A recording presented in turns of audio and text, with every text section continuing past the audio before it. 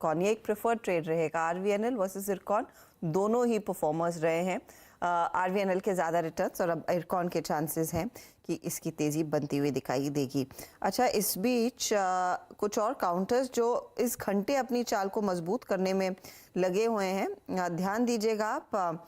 एक तो भेल रिविजिट करते हैं, क्योंकि इसकी जब चर्चा हम कर रहे थे तब ये 75 था, अब 75.40 हो गया है, करीब 3.5% तक का इजाफा बनता दिखाई दिया है।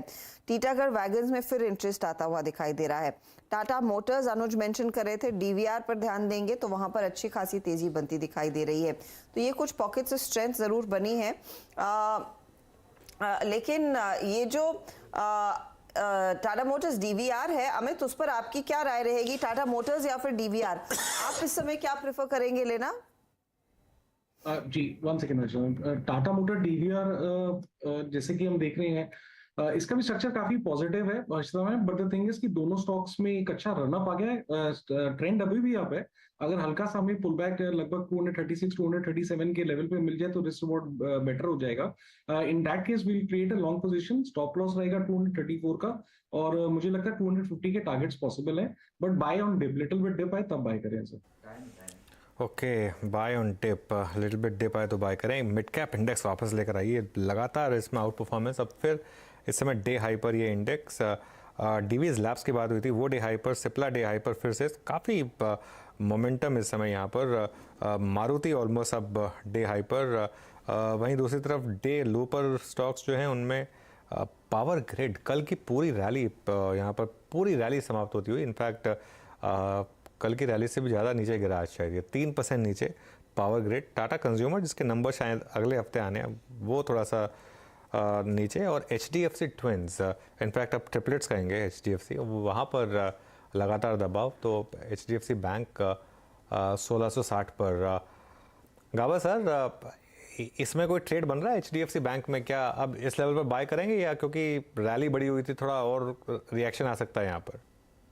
नहीं, मैं बाय तो नहीं करूंगा। इनफैक्ट मुझे लगता है 1680 जब तक पार नहीं करता HDFC बैंक, वहां पर एक फर्स्ट साइन ऑफ स्ट्रेंथ दिखाई देगा ऊपर। अब ट्रेड करा है 1660, 20 रुपए आप मूव जरूरी है।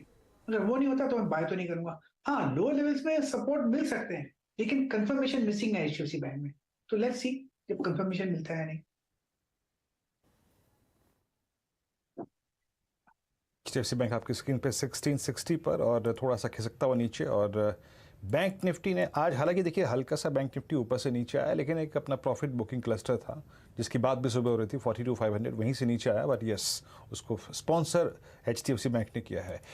एक बार जरा ये बैंकिंग स्पेस के OI गेनर्स को फिर देखते हैं और वहां से कुछ ट्रेड आइडेंटिफाई करने की कोशिश करते हैं। इंडसइंड बैंक का ट्रेड इस पैनल ने सुबह सुबह पिक किया था, वो मैं कुछ देर में बात करूंगा। अगर मैं OI के दृष्टिकोण से देखूं आज, तो बैंकिंग में क्या हुआ? 0.9% overall buildup. Top gainer AU small finance bank, दूसरे पायदान पे आता है बैंक ऑफ बड़ौदा, जिसकी काफी डेडिकेटेड डिस्कशन हुआ। एक्सिस बैंक 0.6% पे, और साथ ही साथ PNB 1.7%। यानी अगर आप OI के लिहाज से देखें तो ज्यादा OI कंसंट्रेशन आज PSU बैंक्स में है। लेट्स ब्रिंग PNB आपकी स्क्रीन पे 49।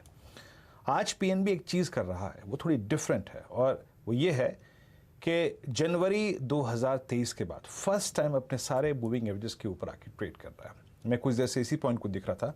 और रुचित, एक बार जरा PNB को भी देखिएगा, क्योंकि इस हफ्ते का कमेंसमेंट यानी सोमवार और मंगलवार का सेशन, इसको वीकली चार्ट्स पर भी 2 एवरेजेस के ऊपर ले आया है। मोमेंटम है, अभी हम इस पर डिस्कशन कर भी रहे थे। PNB पे आपका टेक, क्या स्कोप बन रहा है 51 52 तक का इनिशियली? यानी प्रीवियस स्विंग हाई जो रिसेंट बने थे वो देखे तो 52.40 के आसपास के थे। सो ये पुल बैक मूव में 52 52 एंड हाफ के लेवल्स एक्सपेक्ट कर सकते हैं। और क्योंकि पूरा सेक्टर एक अच्छा मोमेंटम में है, तो आई थिंक PNB में भी एक अच्छा पुल बैक मूव रह सकता है। बट इनिशियली में कोई बड़े टारगेट्स के लिए नहीं, बट 52 से 52 हाफ की रेंज तक के एक्सपेक्टेशन से यहाँ पे एक करंट लेवल्स पे भी खरीदारी की जा सकती है।